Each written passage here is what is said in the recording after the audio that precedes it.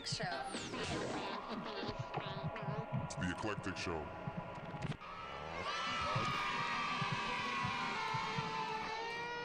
You should talk English all the time. The Eclectic Show. Not what I want. I want to hear the drama. Don't ask about my opinion. Why are you talking like you all sexy and whatnot? Yeah, come in my trailer so I can gag you real quick.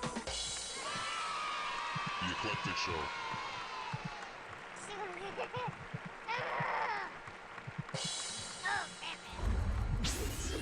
Hi, how you doing? My name is Seven, and you're watching the Eclectic Show.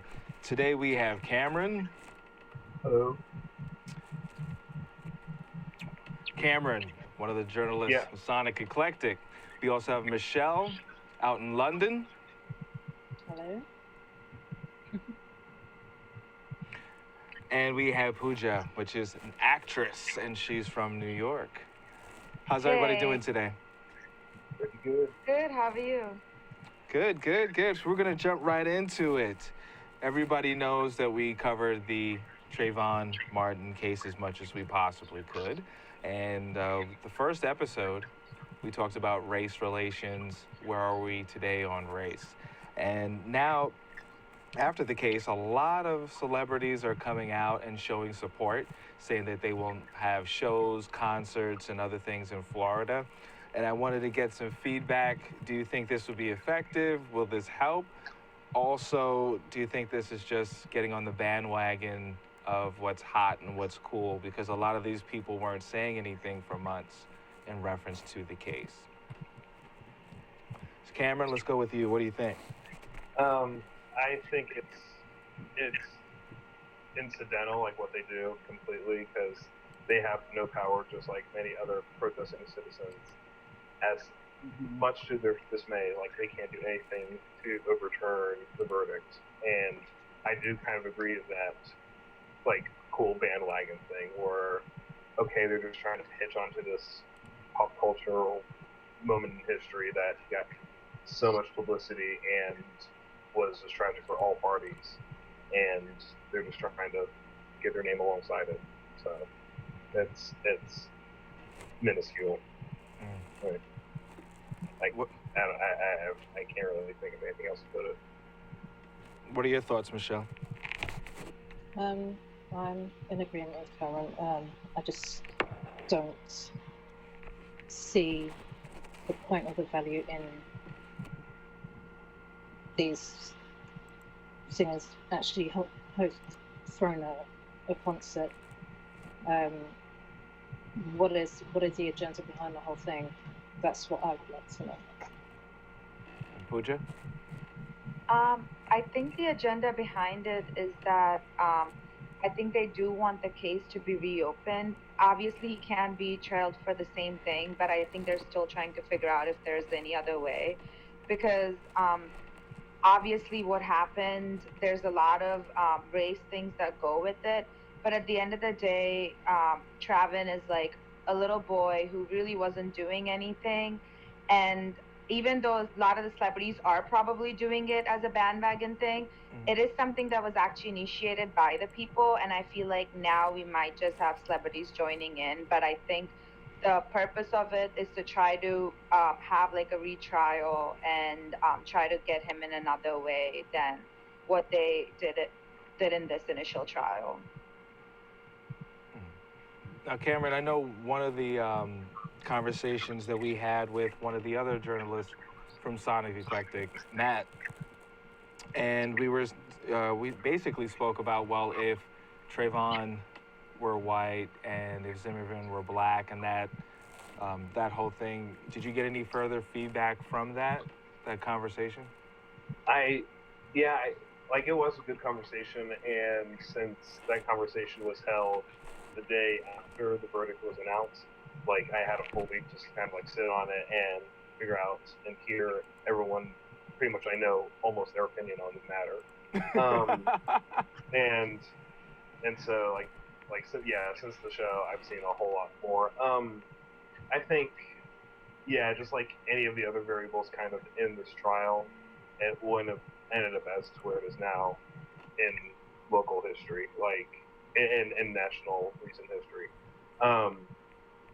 Yeah, if he was white, then it probably would have just been attributed to just a local matter and just completely swept. But because of because of all the fascinating aspects that were put into this, the whole casing it out, the whole confrontation, everything leading up to Martin eventually dying. Right. And, like, it was okay, I can't really sound cliche, but it was just pure chaos that, like, all these variables came together that just would light people's fire and about it, and that's just the case that got through. Well, I know plenty of places where a teenager is killed and it's just completely forgotten upon, regardless of the murder or the victim's ethnicity.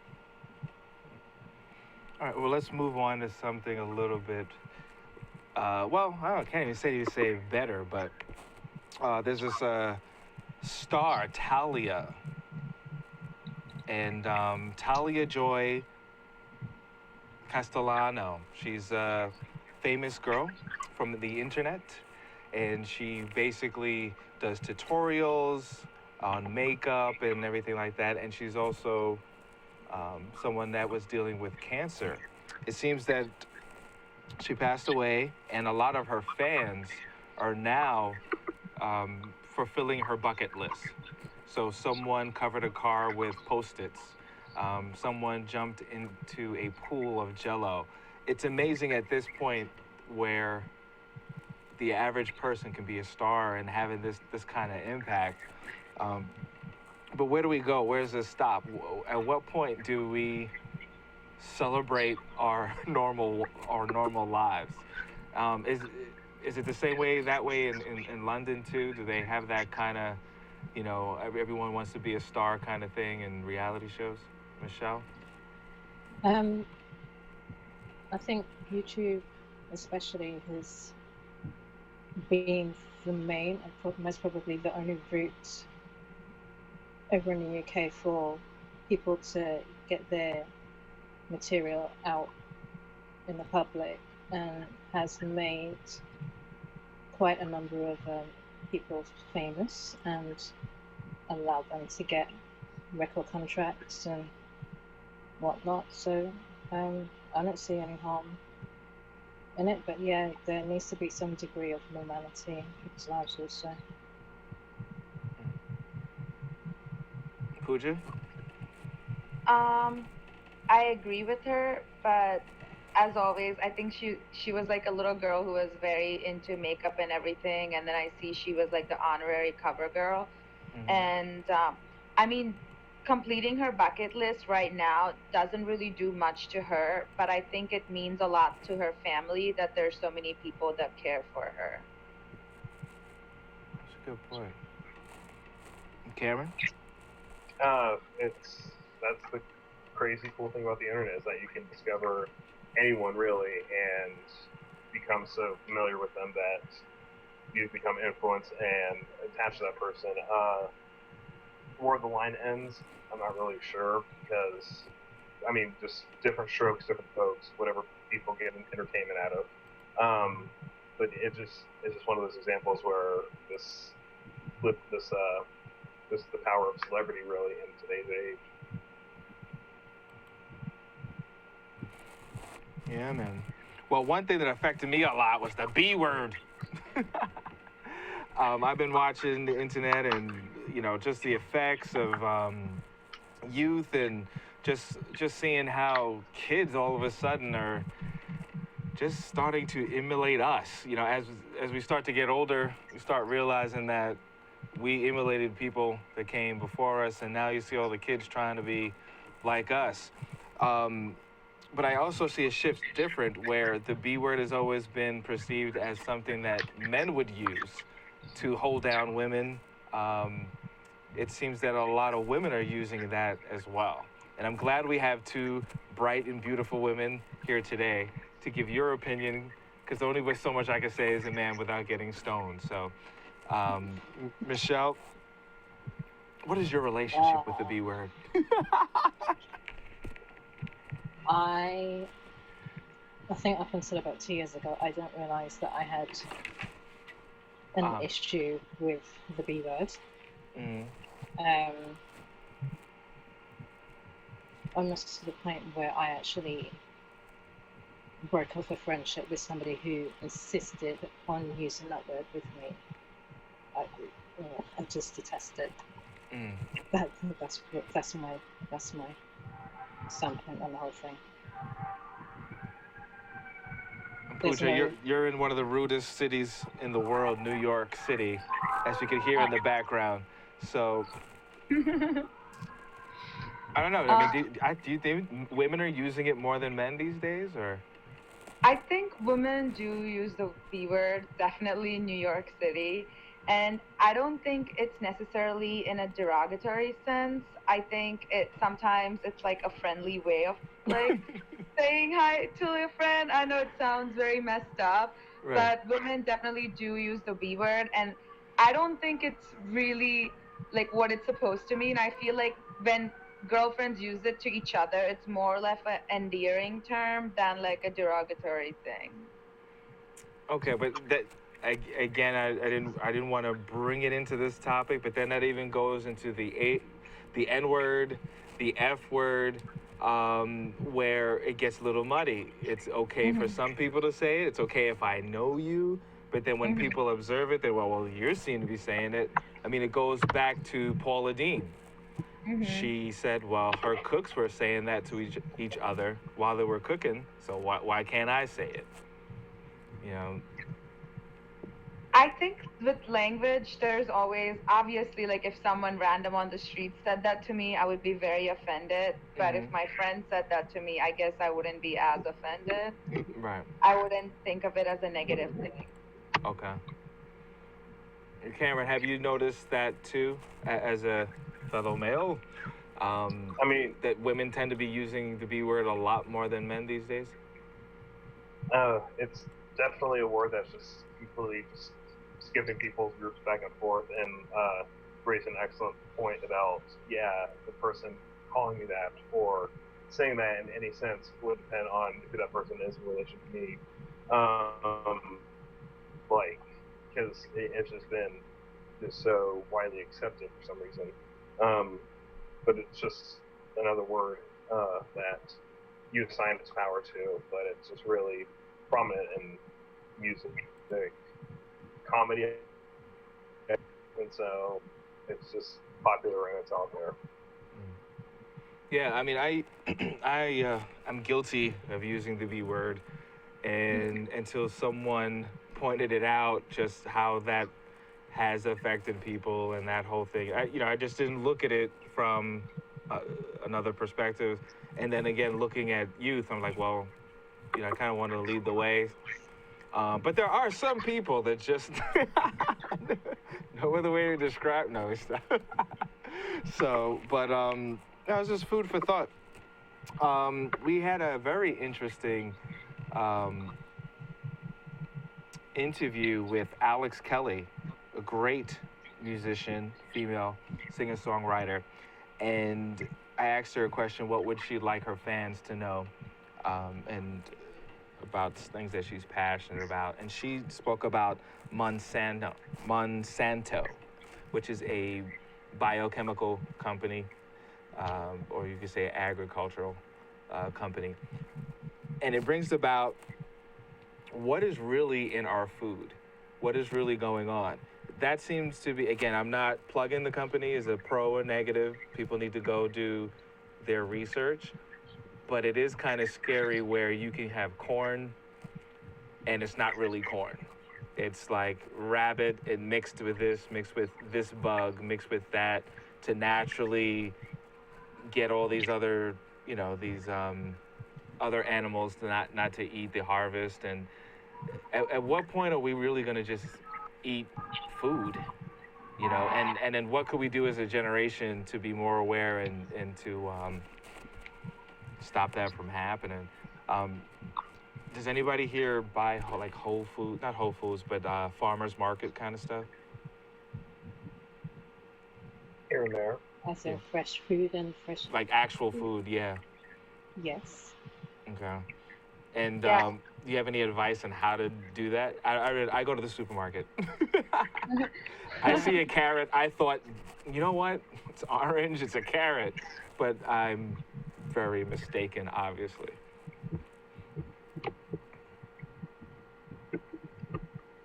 Anytime, Michelle. Any day now. Because obviously we don't care what. We just eat anything. So you're the only one. I think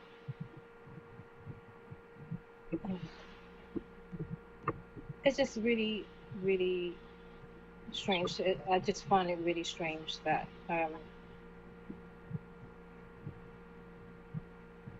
when other people say to me that they don't cook, and when they ask me if I cook, I say yes, and everything's fresh. And I just, where, I don't know, I'm just lost. Well, you're like 6 hours off, so. Yeah, I know. Time Yes, zone you stuff. gotta excuse me. No, but definitely, people need to check that out, look into that. We definitely need to do a part 2 to this and maybe invite some experts within that. Because I really don't know. I don't know what to eat anymore. I mean, you watch these TV shows and they say you gotta eat, wheat and all this other. Then a month later, they say don't eat too much wheat. It's causing this problem with you. Then they say eat eggs. Then they say don't eat eggs. It's like, what are you supposed to be eating at some point? I think the most important thing is that you need to pay attention to what your body's telling you whenever you're eating certain foods. Mm-hmm. If you find that 1 week you're consuming a batch of spinach and it's not agreeing with your stomach and you've got the runs and whatnot, stop eating it. Right. I guess that would make sense. I think plenty of people just have a stick up their butts about how we can just eat and just be better ourselves. But me and my, I guess 18 years of coherent eating, know that when I wake up in the morning and I eat something, I'm gonna get a little sick. That's how I know I'm gonna stay healthy. I don't really eat that way. I just do just to know what your body likes and do your research, because there is stuff that's out there, but it all just depends on the individual. So I think doing research is definitely extremely important. Lately, I've started avoided eating chicken unless it's farm raised, because of just all the byproducts and everything. And some of these chicken are being fed their own meat as food in the end. It's very disturbing. Oh my God. To read the books and then cannibal chicken. Yeah, and it's very disturbing. And going back to the bitch word, there's actually this book called Skinny Bitch that I read, and I haven't completely finished reading it, but I started reading it, and it kind of goes through the whole thing about how animal food in general, it's just animals are kept in such bad environment that it's almost best not to eat animal food. I'm not a vegan, but I was just curious and I started reading the book.